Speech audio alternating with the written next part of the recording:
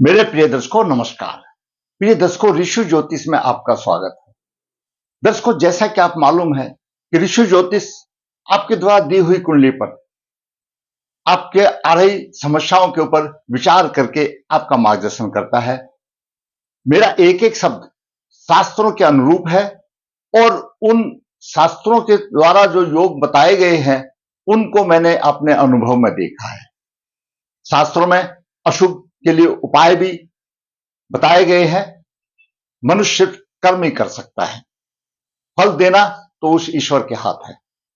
दर्शकों, आज पिछले दिनों में मेरे कई दर्शकों के फोन आ गए कि गुरुजी, मुझे अपने दाम्पत्य जीवन में ये परेशानी है, वो परेशानी है, बहुत कुछ। पहली बात तो ये मैं बताता हूं कि हमारे जो दो ज्योतिष के कर्णधार हैं, जिन्होंने ज्योतिष की रचना की है, वो कुछ इसी तरह से की है कि लगन से सप्तम भाव में उसकी शत्रु राशि होती है और लगन स्वयं है और सप्तम भाव जीवन साथी का भाव है। चाहे कोई भी होने दो, चाहे स्त्री होने दो, पुरुष होने दो।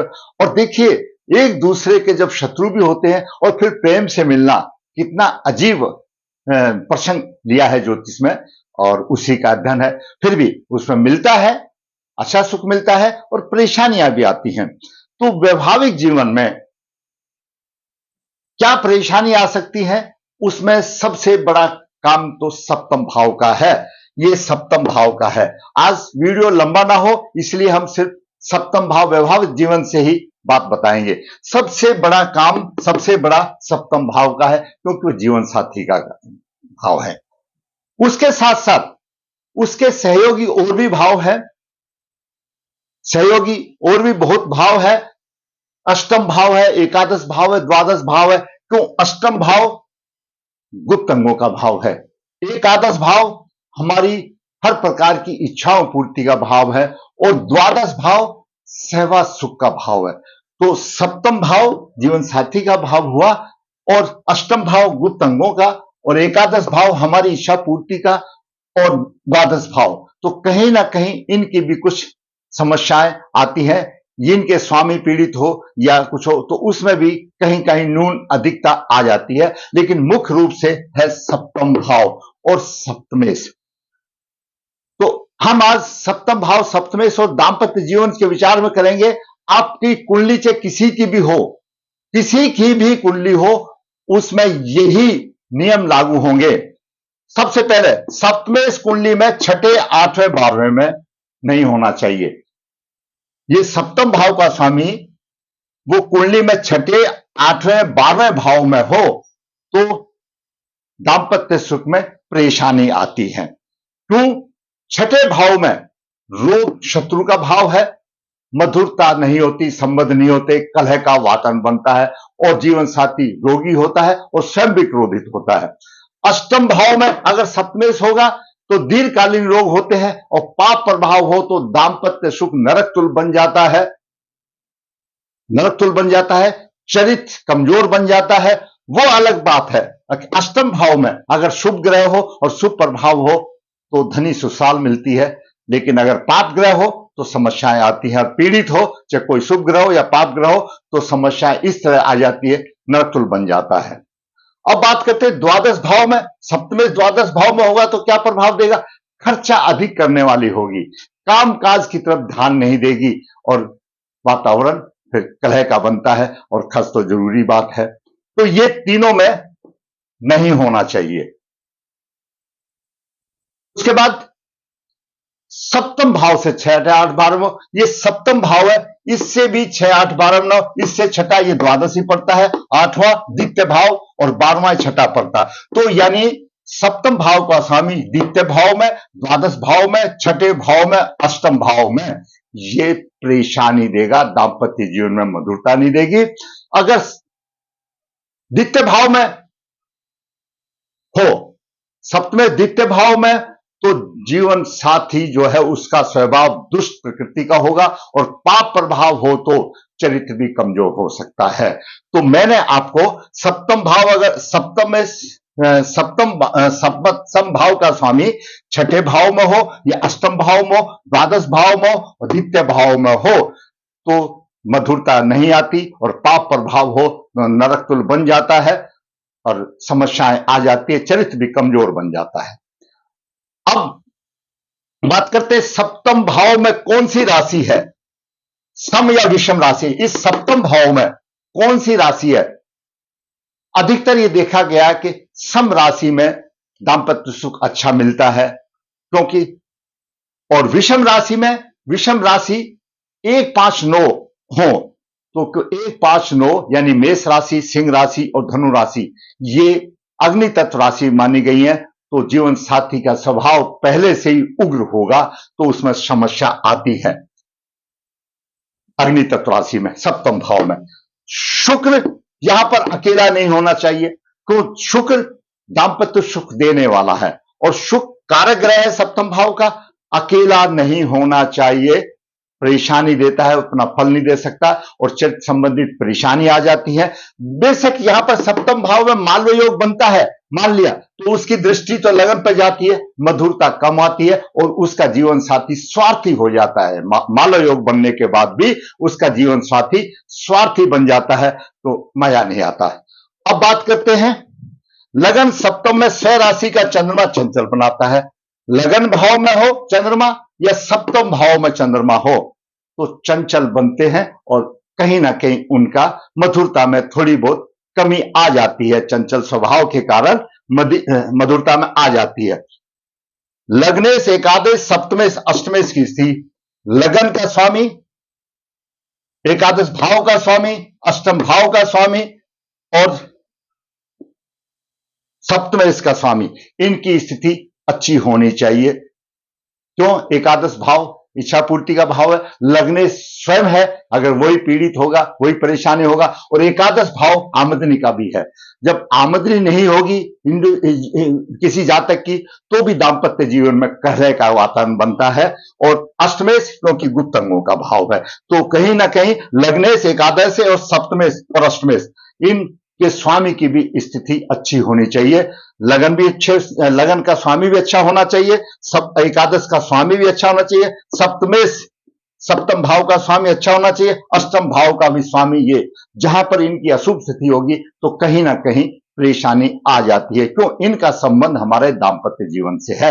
लग्नेश जातक स्वयं है, एकादश भाव इच्छा पूर्ति का भाव है, आमदनी का भाव है। और देखिए, जिस घर में अगर आमदनी कम होती है, घर में पत्नी होती है, खर्चा नहीं चलाया जाता, तो भी मधुरता नहीं रहती। ये आप अच्छी तरह से समझते हैं, नहीं तो किसी में भी देख लो। तो एकादश भाव का स्वामी, एकादश भाव भी अच्छी स्थिति में ये होना चाहिए। अगर अच्छी स्थिति में होगा तो मधुरता आएगी। आगे बढ़ते हैं, सप्तमेश और सप्तम भाव पर प्रभाव। सप्तमेश सप्तम भाव का स्वामी सप्तमेश, और सप्तम भाव पर कैसा प्रभाव होगा वही रिजल्ट मिलेगा। सप्तम भाव पर पाप प्रभाव होगा तो कटुता के अलावा कुछ नहीं होगा, नरकतुल होगा। और सप्तमेश पर भी पाप प्रभाव होगा, तो कहीं पर भी होगा सप्तमेश पर। ये तो मैंने 4 तो ये बताए जहां पर नरकतुल जीवन बन जाएगा सप्तम भाव में भी होने से, बाकी जगह पर भी कहीं पर भी हो तो मधुरता की कमी आ जाएगी। सप्तमेश और सप्तम भाव पर पाप प्रभाव नहीं होना चाहिए। शुक्र की स्थिति कैसी है? शुक्र कन्या हो या पुरुष हो, दाम्पत्य सुख का कारक है, दाम्पत्य सुख देने वाला है। शुक्र लक्ष्मी है, सुख है। मैं हमेशा अपने वीडियो में बताता हूं, शुक्र पर ज्यादा जोर दे करके बताता हूं शुक्र की कैसी स्थिति है, क्योंकि शुक्र भोग विलास का कारक है, दाम्पत्य सुख का कारक है। अगर शुक्र पीड़ित होता है, अशुभ स्थान में होता है, तो चरित्र की हानि हो जाती है, तो वो भी दाम्पत्य जीवन में परेशानी वाली बात आती है। आगे बात करते, गुरु कन्या का विवाह कारक है। कन्या के लिए गुरु की स्थिति वो पति का कारक है। गुरु कन्या के लिए पति का कारक है, दाम्पत्य सुख का कारक शुक्र है, तो पति का कारक गुरु है। उसकी भी स्थिति अच्छी होनी चाहिए ताकि उसको फायदा हो और विवाह में कोई परेशानी भी ना आए। आगे बात करते, लग्नेश सप्तमेश परस्पर दूसरे बारहवें। लग्नेश और सप्तमेश आपस में एक दूसरे 12वें या छठे 8वें ना हो, दाम्पत्य कलह का कारण बनता है। तो ये मैंने आपको आज 9 बिंदु मैंने इसमें बताए।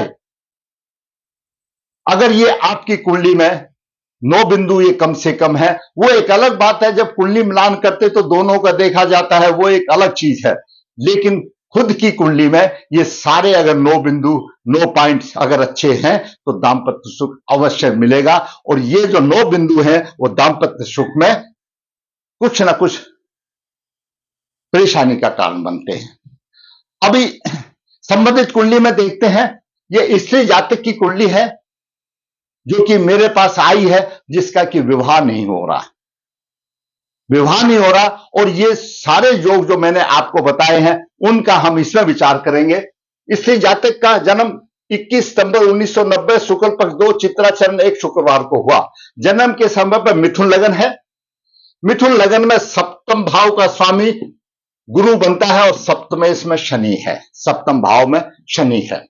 दर्शकों, शनि अगर कोई भी आपका ग्रह कोई भी लगन का हो, अगर पंचम भाव का स्वामी या 9 भाव का स्वामी अगर सप्तम में है तो उसमें दृढ़ता देगा, क्योंकि यह कारक ग्रह माना जाता है। लेकिन शनि के केस में 2 राशि का स्वामी है। शनि 9 भाव का स्वामी है, अष्टम भाव का स्वामी है, तो छठे भाव के भी, अष्टम भाव के भी गुण देगा और 9वें भाव के भी गुण देगा।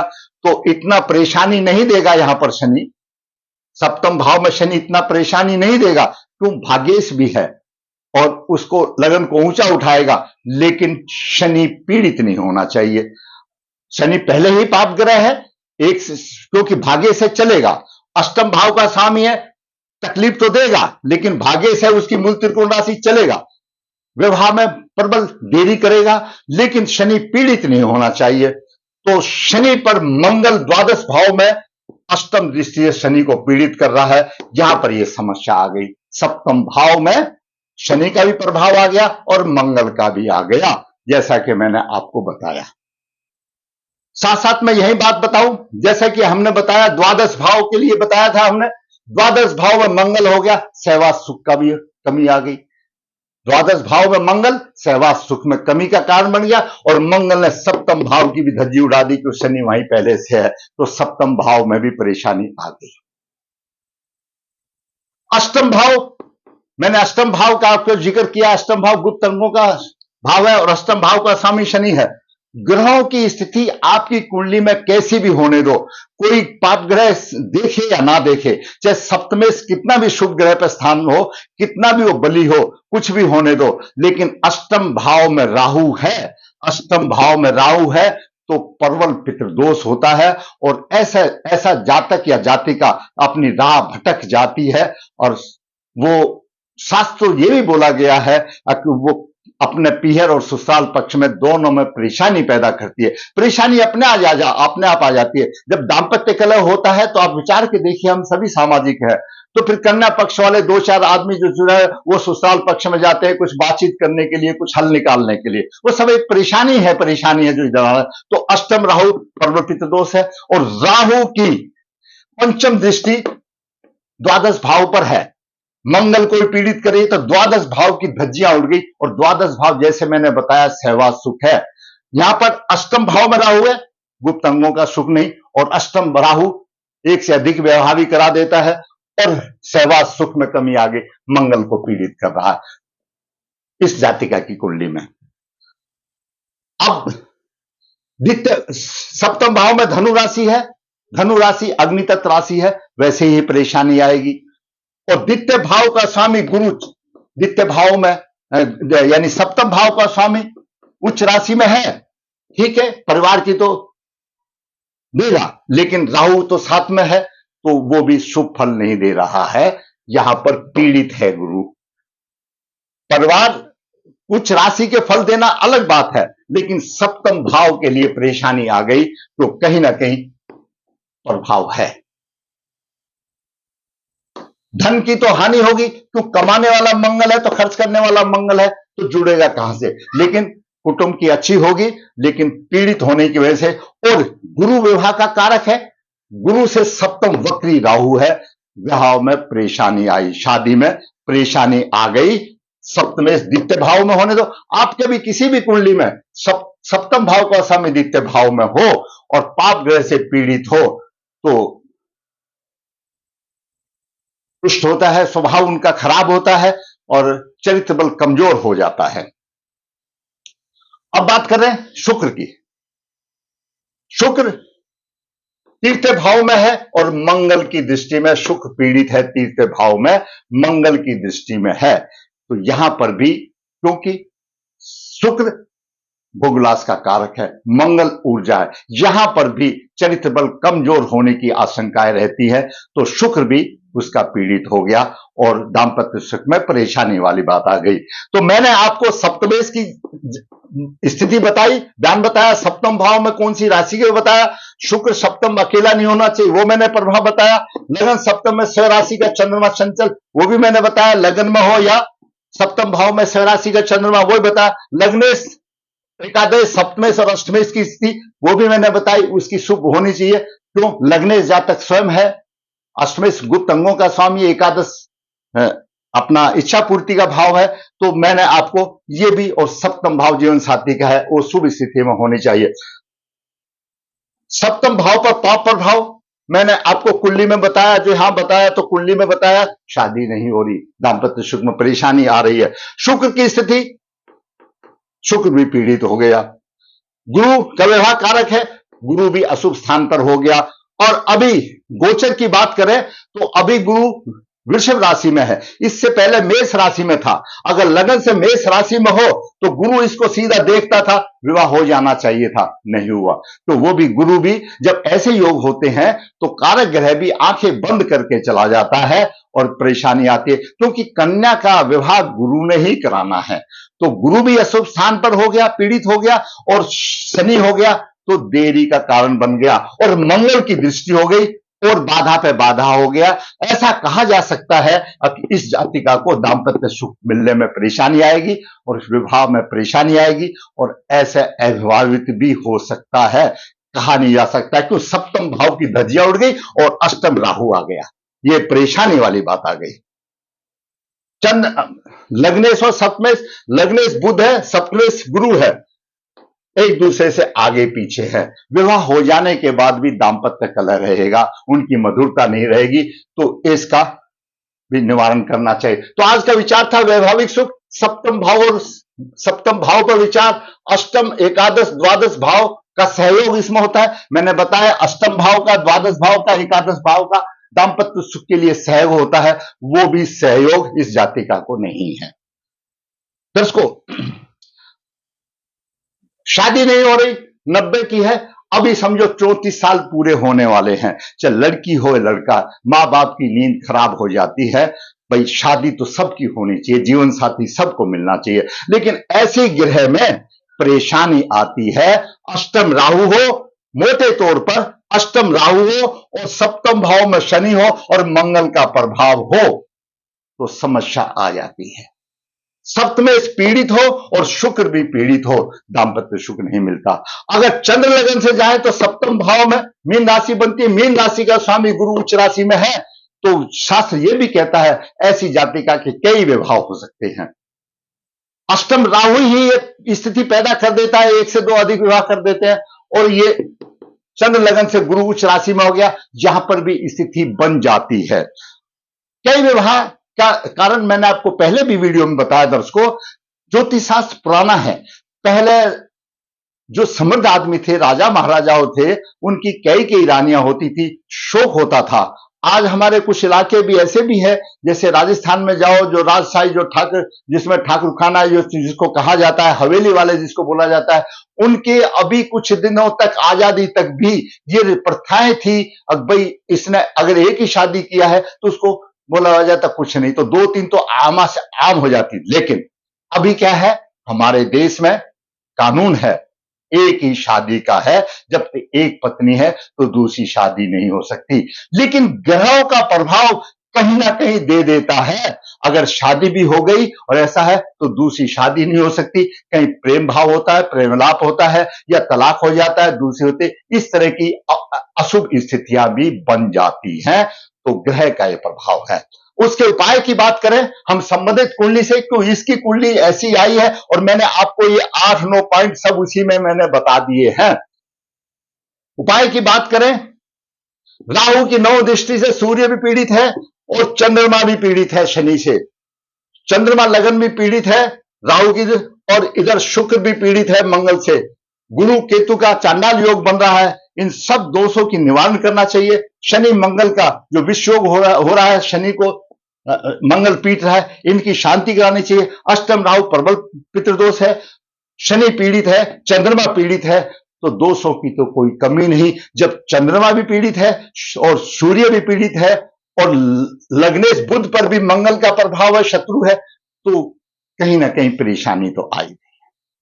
दोष निवारण करें। दोष निवारण करके ऐसे व्यक्ति का भाग्यवती लाकट गले में धारण करे, बुध का, शुक्र का, शनि का रत्न धारण करे, और विवाह करने से पहले, ये क्योंकि की लड़की है, कुंभ विवाह कर ले। और मैं 100% ये विश्वास के साथ कह सकता हूं, ऐसे कई कन्याओं का मैंने कराया, उनका दाम्पत्य जीवन सफल हो गया। बहुत देरी हो रही है, इनको ये काम जल्दी कर लेना चाहिए, क्योंकि 34 साल की आयु हो गई। और ये मंगल मुख्य कारण, मंगल का द्वादश भाव में होना, सप्तम में शनि होना, अष्टम में राहु होना, और गुरु का पीड़ित होना, शुक्र का पीड़ित होना, चंद्रमा का पीड़ित होना, सूर्य का पीड़ित होना, ये सारे ही कुंडली में मुख्य कारण है। दर्शकों, मैंने एक कन्या की कुंडली का आपके सामने, आज मैंने सप्तम भाव के विषय में मैंने 5, 7, 8 पॉइंट बता दिए। आपकी कुंडली में भी कैसे भी होने दो, जो थे मैंने वो सब कुंडली में बताए हैं। मैंने हवा में नहीं चलाया, अब भाई यहां होगा तो ऐसा होगा। ये संबंधित कुंडली में है, जो मेरे पास कुंडली आई है, और कई लोगों के मेरे पास आ गए कि गुरुजी समझ, तो मैंने सोचा कि मैं एक वीडियो में सबको बता दूं। नहीं है तो कोई बात नहीं, अगर कोई दूसरा आएगा तो फिर दूसरा कोई बता देंगे। मैंने तो रोज एक कुंडली बना करके आपका मार्गदर्शन करना है, वास्तविक कुंडली बना करके मार्गदर्शन करूंगा, जो कि आपको परेशानी आ रही है। मेरा खुद का आपको चैलेंज है, आपको जो परेशानी आ रही है आप लिख दीजिए, मैं आपका नंबर आएगा, अवश्य वीडियो बनाऊंगा। आप बने रहिए चैनल के ऊपर। मैं कोई नाम नहीं लिखता हूं, आप अपनी डेट ऑफ बर्थ से पकड़ लीजिए, अपने लगन से पकड़ लीजिए, सबके पास आज के जमाने में कुंडली है, आपका मार्गदर्शन हो जाएगा। फिर भी अगर किसी को समस्या है, मैं आपको खुले दिल से बताता हूं, आप मेरे फोन करके पूछ सकते हैं, मैं हर एक का फोन का जवाब देता हूं। दर्शकों, मैंने अपने ज्ञान शास्त्रों के अनुसार आपके मार्गदर्शन किया। अगर आप समझते हैं किस तरह के वीडियो हमारे बच्चों के लिए लाभदायक होंगे, तो मैं ये कहूंगा भाई मेरे चैनल को सब्सक्राइब करें, वीडियो को शेयर करें, और जिसने चैनल सब्सक्राइब नहीं किया, सब्सक्राइब, ताकि मेरा मनोबल भी ऊंचा हो। और इसी प्रकार मैं वास्तविक कुंडली बना करके आपका मार्गदर्शन करता हूं। मैं हमेशा बताता हूं, ऋषि ज्योतिष नर्मदा जी के तट के नजदीक है नरदेहर, यहां पर काल सर्पदोष पितृदोष की पूजा की जाती है। जो ऋषियों का संपर्क कर सकता है, ऋषियों से हाथ से पत्रिका लिखता है, निचोड़ देता है, उपाय भी सभी जीवन में सभी का मार्गदर्शन कर देता है। फल तो श्री हरि प्रभु देंगे। जो इच्छुक है संपर्क कर सकता है। कन्या भाव के लिए गुण मिलान मैं बिल्कुल मुफ्त में, बिना किसी शुल्क के मैं आपके पास भेजता हूं, व्हाट्सएप करके, दोनों के एनालिसिस करके, जरूरत है उसका फायदा उठाने की। अंत में फिर कहूंगा, आपको अच्छा लगा तो लाइक करें, शेयर करें, चैनल सब्सक्राइब करें, ताकि मनोबल मेरा ऊंचा हो, और इसी प्रकार वास्तविक कुंडली बना करके मैं आपका मार्गदर्शन करता रहूं। धन्यवाद।